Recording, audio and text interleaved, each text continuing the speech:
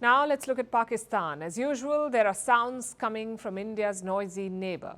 But this time, it's not what you might expect. You would normally expect jibes or outright insults. That is not the case today. Instead, it is praise from a Pakistani member of parliament. His name is Syed Mustafa Kamal. Listen to what he said. एक ही screen पर एक खबर है कि India चांद पर चला गया और उसके 2 सेकंड के बाद खबर है कि कराची में किसी गटर का ढक्कन ना होने की वजह से बच्चा गिर गया मर गया.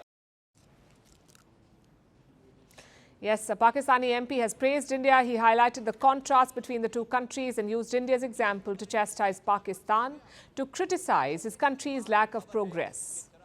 And while this situation is relatively rare, it's not really unheard of. It happens from time to time. Pakistani politicians praising India. It does happen. A few weeks ago, it was another MP, Fazlur Rahman.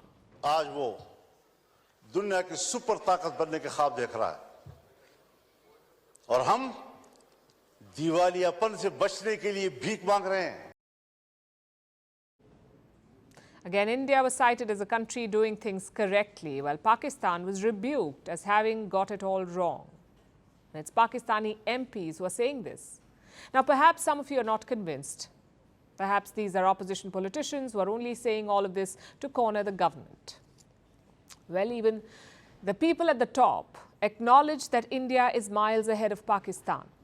हमारे इर्द गिर्द के ममालिक चांद पे पहुंच गए हैं और अभी हम जमीन से नहीं उठ रहे. That was Nawaz Sharif, former Prime Minister of Pakistan, brother of the current Prime Minister Shehbaz Sharif and the leader of Pakistan's ruling party. Nawaz Sharif isn't just saying this to criticize the government, he is the government. Well, a part of it anyway. So what does he have to gain by praising India at Pakistan's expense?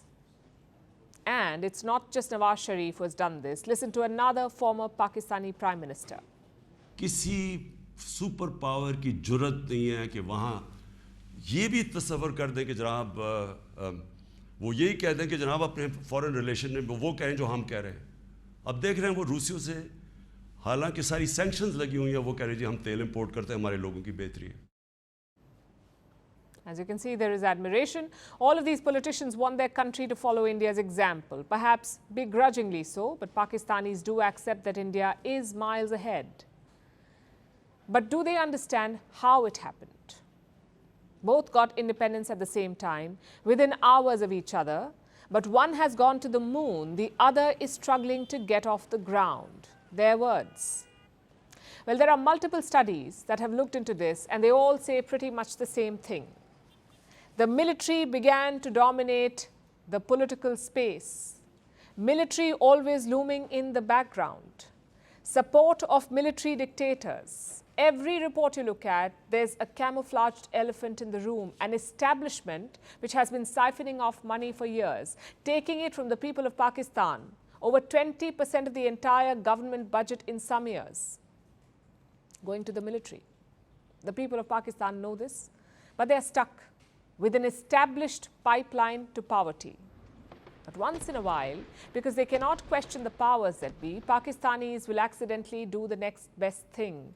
Very rarely, they will open their eyes and look across the border and lament the life that could have been.